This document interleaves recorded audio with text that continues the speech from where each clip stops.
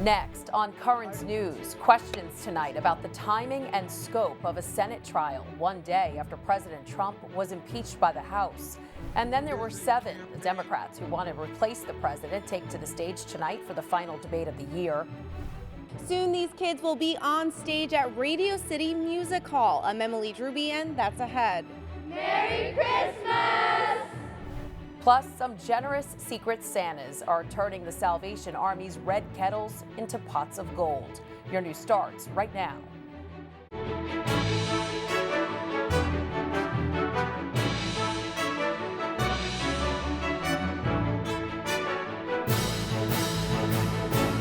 So far, we haven't seen anything that looks fair to us.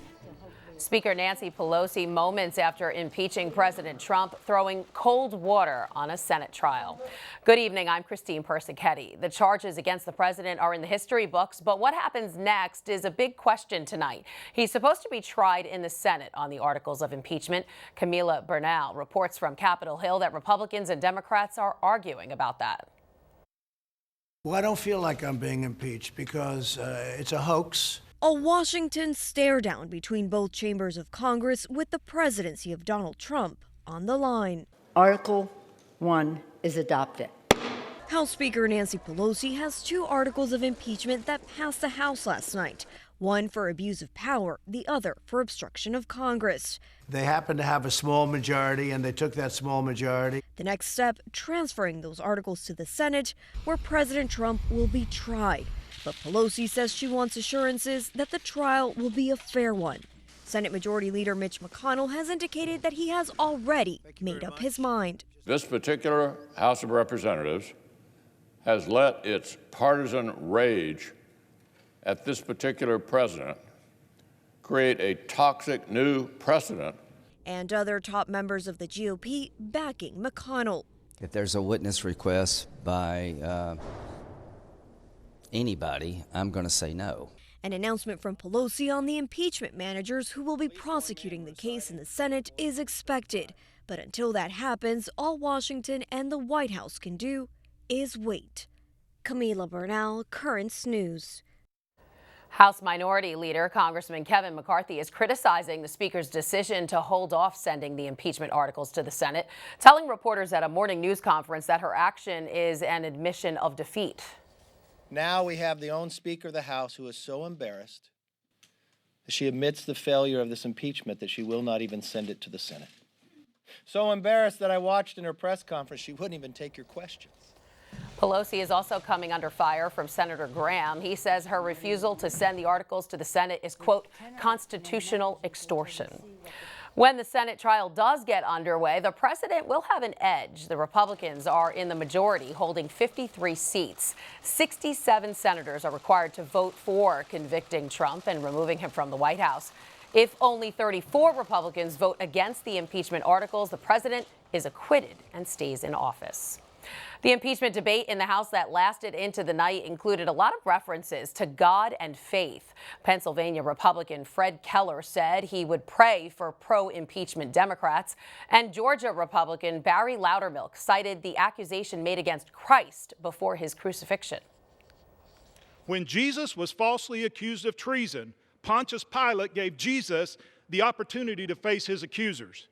During that sham trial, Pontius Pilate afforded more rights to Jesus than the Democrats have afforded this president in this process. I want Democrats voting for impeachment today to know that I'll be praying for them. From the Gospel of Luke, the 23rd chapter, verse 34, and Jesus said, "Father, forgive them, for they know not what they do." Top-ranking Democrat James Clyburn of South Carolina said his faith led him to conclude that unlimited power can only belong to God Almighty. My faith leads me to take very seriously the final words of our oath to faithfully discharge the duties of the office, so help me God. He voted for impeachment. This is just the continuation of the internal political battle. One party that lost the elections, the Democrats, is now trying to find new ways by accusing Trump of collusion with Russia. But then it turns out there was no collusion. This can't be the basis for the impeachment. Russian President Vladimir Putin weighing in on impeachment, saying since the Democrats couldn't prove President Trump colluded with Russia, they came up with pressure on Ukraine to impeach him. Putin says Trump was impeached for what he calls made-up reasons.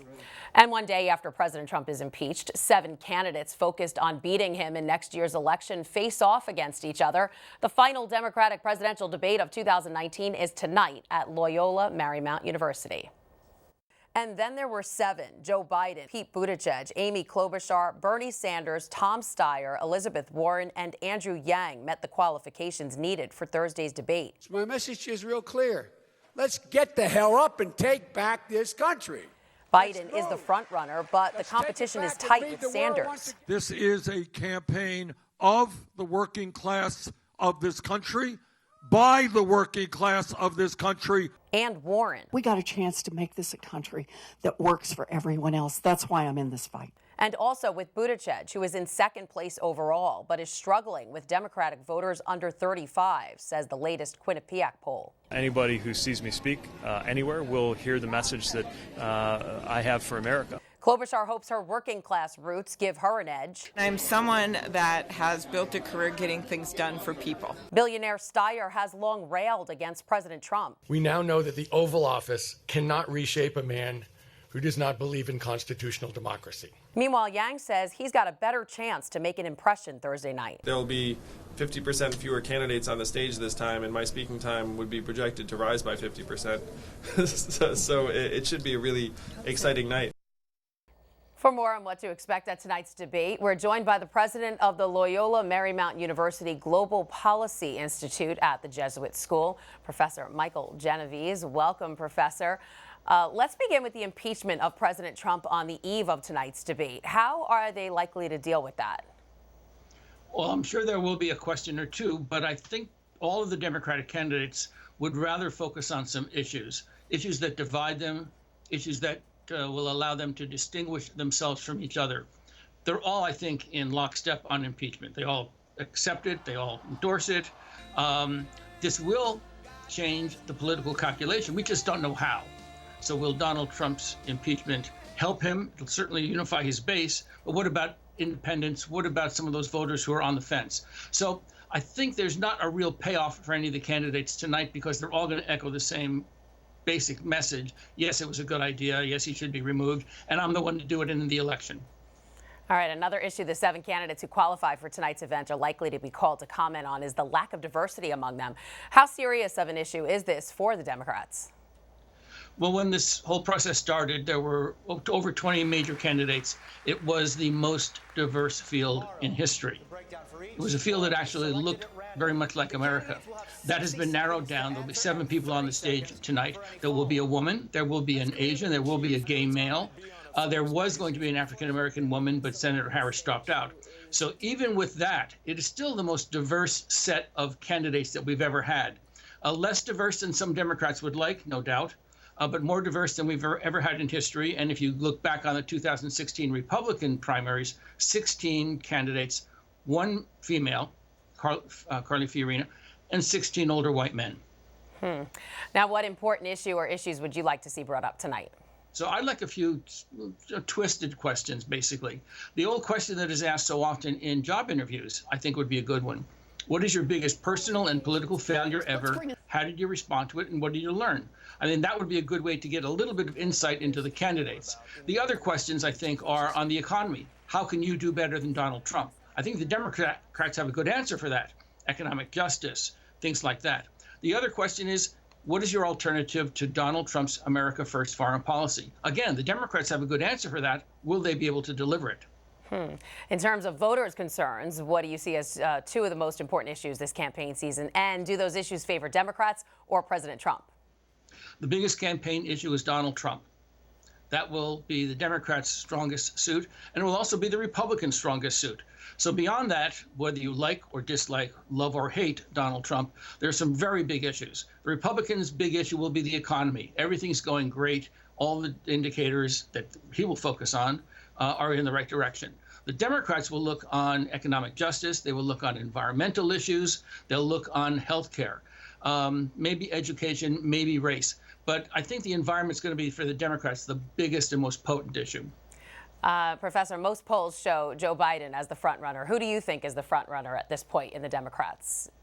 I think at this point it is Vice President Biden. He started out the front runner. He hasn't wavered at all, even with all the ups and downs. Now, he has been the target of a lot of criticism, especially from Republicans in the House hearings on impeachment. Whether that has a staying power, whether it has an impact, that's going to be hard to tell. It certainly will be less likely to have an impact in the primaries.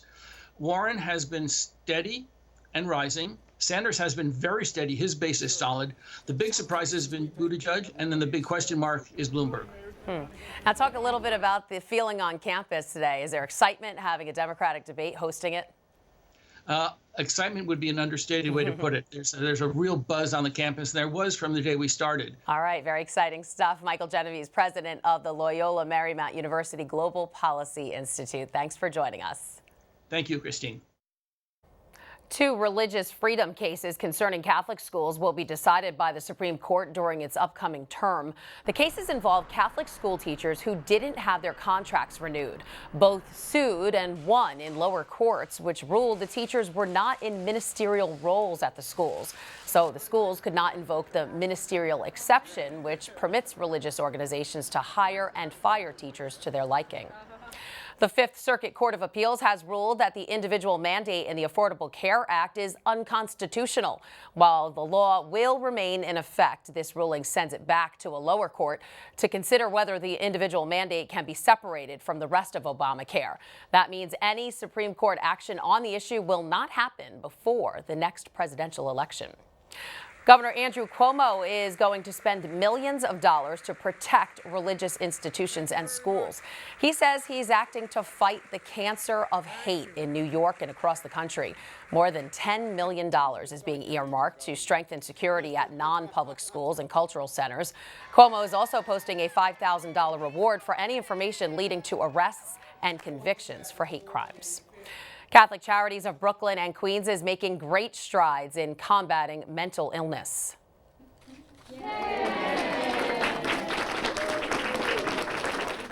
This clinic in Jackson Heights, Queens is the first mental health facility by Catholic Charities to have a pharmacy built in, allowing patients easier access and better adherence to their medication. Their president, Monsignor Alfred Lapinto, talks about how important this service is for mental health patients.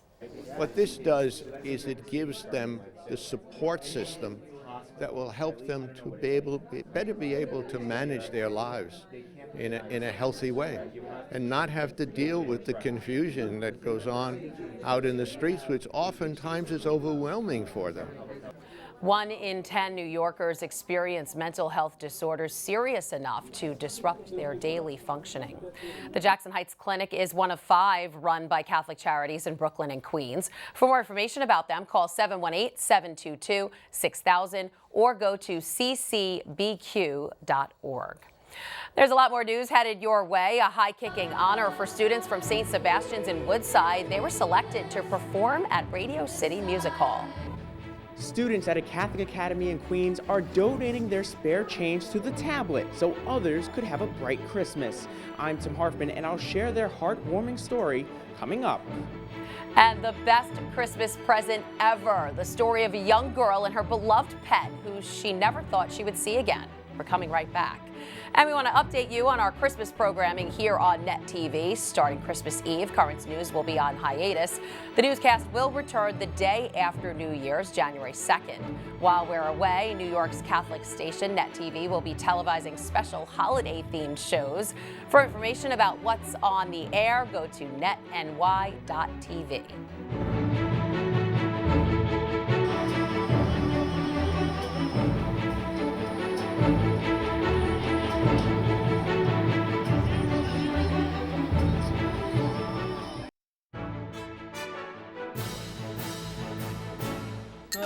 Good.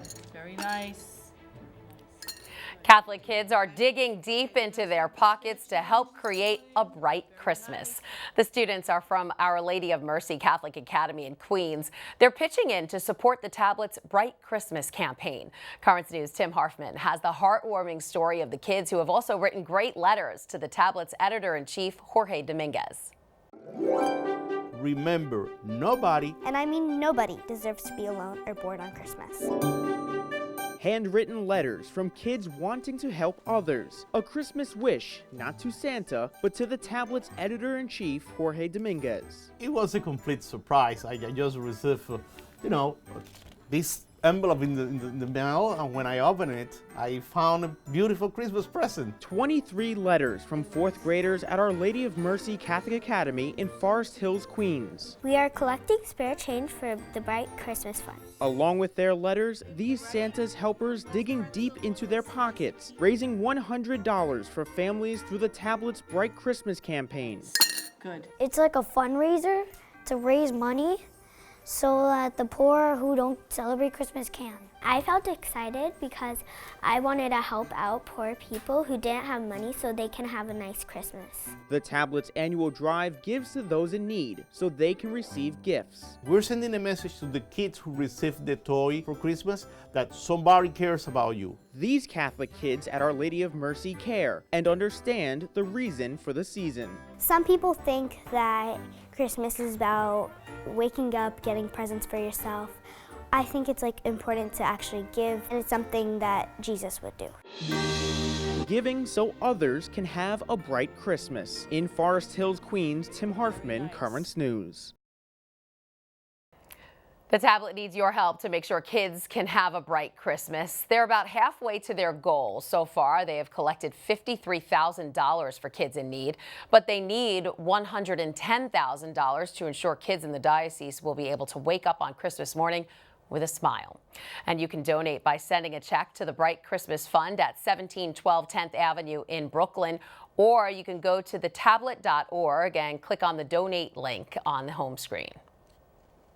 Every year, the Christmas Spectacular show at Radio City Music Hall features the Rockettes and also a living nativity scene. This year, there's going to be a special performance in addition to the big show. Currents News' Emily Druby tells us all about it as she reports from Woodside, Queens. The joyous sound of young voices ringing out in a church auditorium. But soon, St. Sebastian's Youth Ministry Choir will be on a much bigger stage. Radio City Music Hall, a dream for many, especially Ashley Ambrosi. When I just came to this country, that's the first place where I went because it was very popular to go watch the Rockettes. So going out to perform there is really cool. Just 4 years after moving to the U.S. from Ecuador, Ashley will be on that stage, singing for thousands of people with other members of her youth ministry, and it all started with a message to their choir director. I really have felt like this has all been just divinely inspired. This performance just came up out of the blue. I got emailed on LinkedIn to have the kids participate in it. The group was eventually chosen to perform a medley of Christmas music before the curtain rises on the Christmas Spectacular show this Friday. Opening for the Rockettes is a huge honor, but for the students, so is having the chance to evangelize through music. I've always liked to do that, spreading my faith and showing other people what my religion is really about. It's really important to me. The performance takes the audience through the events that unfolded on Christmas, starting out in Bethlehem. The show bringing students to the legendary stage, but also closer to God. Every time I sing, he watches me and he appreciates it. In Woodside, Emily Druby, Currents News. Pope Francis welcomed nearly 36 refugees to the Vatican this morning. The Holy Father made it his mission to bring the migrants over from the Greek island of Lesbos. He also thanked rescuers who've saved refugees and spoke about what the Good Samaritans have told him. Mi hanno rivelato come in ogni missione riscoprano la bellezza di essere un'unica grande famiglia umana unita nella fraternità universale. Francis then unveiled a cross made from life vests of a girl who drowned in the Mediterranean and a man who was lost at sea. The newcomers from Lesbos will be receiving support from the Vatican and a Catholic charity as they start their new lives in Italy. Over to Iraq, a Catholic church in one of the country's largest and oldest Christian towns is set to be rebuilt come 2020. For the past 5 years, parishioners of the Immaculate Conception Cathedral in Karakosh have celebrated Mass in a charred church after the Islamic State set it on fire. Through donations from local farmers, the cathedral will finally be restored as the Christian community there fights to rebuild all that was lost. The faith has been present in that part of Iraq since the 1st century. Still to come on Currents News, gifts of gold are being dropped in Salvation Army kettles across the country, and a joyful miracle just in time for Christmas, a family reunited with their long-lost pooch. And please check out one of the latest features in the tablet, the Our Diocesan Family page. That's where you can send in photos of your family receiving certain sacraments such as baptism, First Communion, confirmation, and marriage. For more information and to submit your pictures, go to thetablet.org/OurDiocesanFamily. We'll be right back.